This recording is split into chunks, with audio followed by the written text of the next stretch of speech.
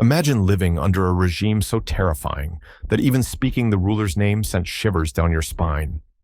Picture a leader whose brutal actions left a permanent scar on his nation's history. Today, we dive deep into the life and reign of one of the most feared dictators of the 20th century, Idi Amin Dada of Uganda. Idi Amin Dada was born in 1925 in Koboko, a town in northwestern Uganda.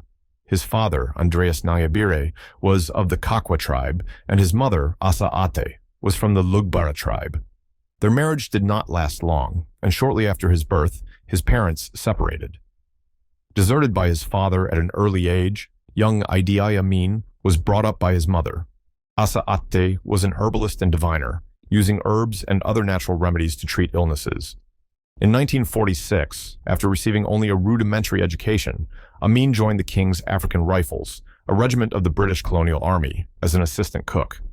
However, his time in the kitchen didn't last long, as he quickly rose through the ranks due to his determination and imposing presence. By 1949, Idi Amin found himself in the midst of conflict, serving as a soldier in the Shifta War, a violent confrontation between the Kenyan colonial government and northern Somali separatists. His military career saw further action during the Mau Mau Rebellion, a period of intense anti-colonial insurgency in Kenya. By 1959, through sheer tenacity and martial prowess, Amin was promoted to the rank of warrant officer, the highest position attainable by a man of his ethnicity at the time. Aside from his military endeavors, Idi Amin was also an accomplished athlete. Standing over 6 feet tall with immense strength and stamina, he excelled in boxing, swimming, and rugby, making him a formidable presence both on and off the battlefield. As Uganda approached independence, Idi Amin's close colleague, Apollo Milton Obote, became the leader of the Uganda People's Congress, or UPC, and was subsequently made chief minister and then prime minister.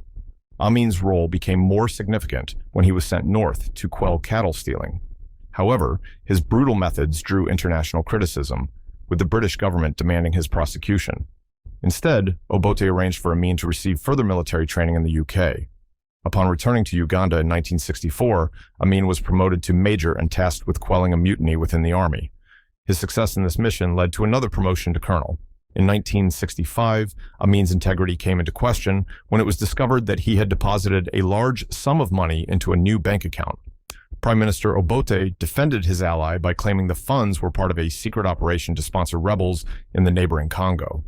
Further investigations revealed that Obote and Amin were involved in smuggling gold, coffee, and ivory out of the Democratic Republic of the Congo, which they then traded for arms.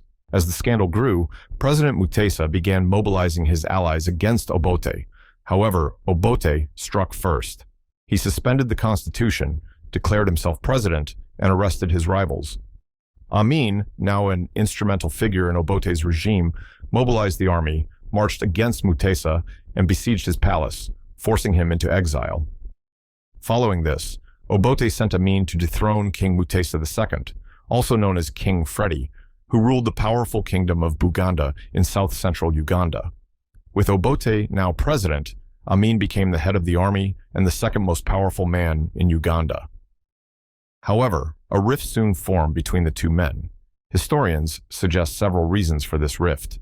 Some believe it was because Amin recruited many South Sudanese men into the army, undermining Obote's influence. Others point to Obote's socialist policies, which threatened the military's privileged economic status. There are also theories that Britain and Israel, opposing Obote's policies, played a role in the discord.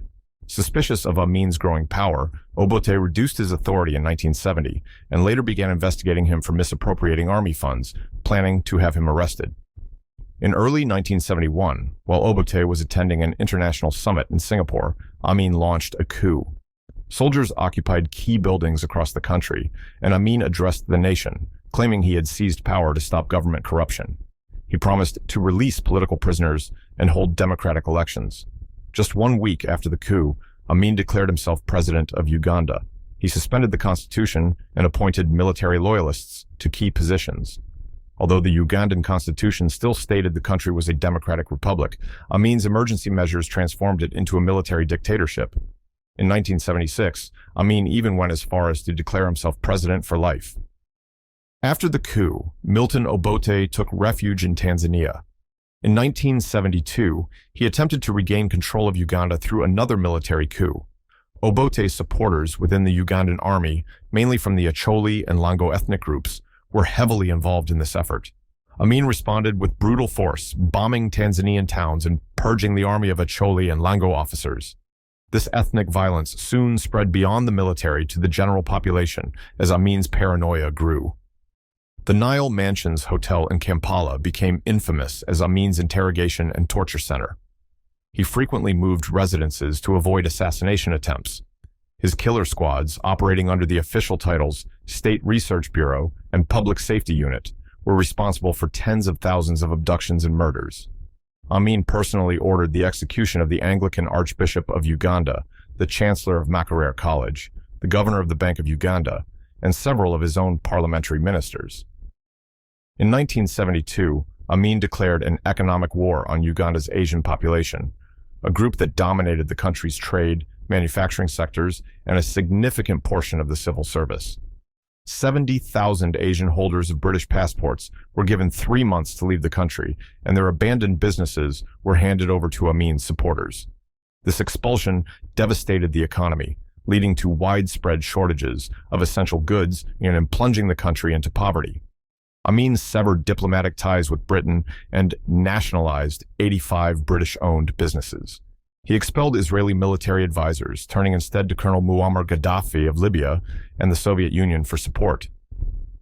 When the Popular Front for the Liberation of Palestine, PFLP, hijacked an Air France flight from Israel to Paris on June 27, 1976, Amin welcomed the terrorists and supplied them with troops and weapons. However, he was humiliated when Israeli commandos conducted a surprise raid on the Entebbe airport and rescued the hostages. In the aftermath, Amin ordered the execution of several airport personnel, hundreds of Kenyans believed to have conspired with Israel, and an elderly British hostage who had been taken to a nearby hospital. The Entebbe raid brought international condemnation and further isolated Uganda from the global community. Throughout his oppressive rule, Idi Amin is estimated to have been responsible for the deaths of roughly 300,000 civilians. Whispers of dark rituals and cannibalism swirled around Idi Amin's name, adding to his terrifying reputation. More authoritative sources suggest he may have suffered from hypomania, a form of manic depression characterized by irrational behavior and emotional outbursts. As his paranoia grew, Amin imported troops from Sudan and Zaire. Eventually, less than 25% of the Ugandan army was composed of Ugandans. Support for his regime faltered as accounts of Amin's atrocities reached the international press. The Ugandan economy suffered immensely, with inflation eclipsing 1,000%. In October 1978, with the assistance of Libyan troops, Amin attempted to annex Kagera, the northern province of Tanzania. Tanzanian President Julius Nyerere responded by sending troops into Uganda, and with the aid of rebel Ugandan forces, they captured the Ugandan capital of Kampala. Amin fled to Libya, where he stayed for almost 10 years before finally relocating to Saudi Arabia. He remained in exile there for the rest of his life. On August 16, 2003, Idi Amin died in Jeddah, Saudi Arabia, due to multiple organ failure. Although the Ugandan government announced that his body could be buried in Uganda, he was quickly buried in Saudi Arabia. Amin was never tried for his gross abuse of human rights. Amin's brutal reign has been the subject of numerous books, documentaries, and dramatic films, including Ghosts of Kampala, The Last King of Scotland, and General Idi Amin Dada, a self-portrait. Often depicted in his time as an eccentric buffoon with delusions of grandeur, Amin is now considered one of history's cruelest dictators. Historians believe his regime was responsible for at least 100,000 deaths and possibly many more. Thank you for joining us on this chilling journey through the dark reign of Idi Amin, the Butcher of Uganda.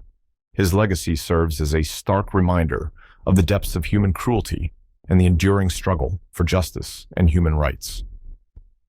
If you found this video informative, please give it a thumbs up and share it with others who might be interested in these untold stories of history. Don't forget to subscribe to Dark Deeds Unveiled and hit the notification bell so you never miss an episode. Do you have any suggestions for future episodes or thoughts on Idi Amin's reign? Let us know in the comments below. Your feedback and ideas are always appreciated. Until next time, stay curious and stay safe as we continue to explore the darkest corners of history together.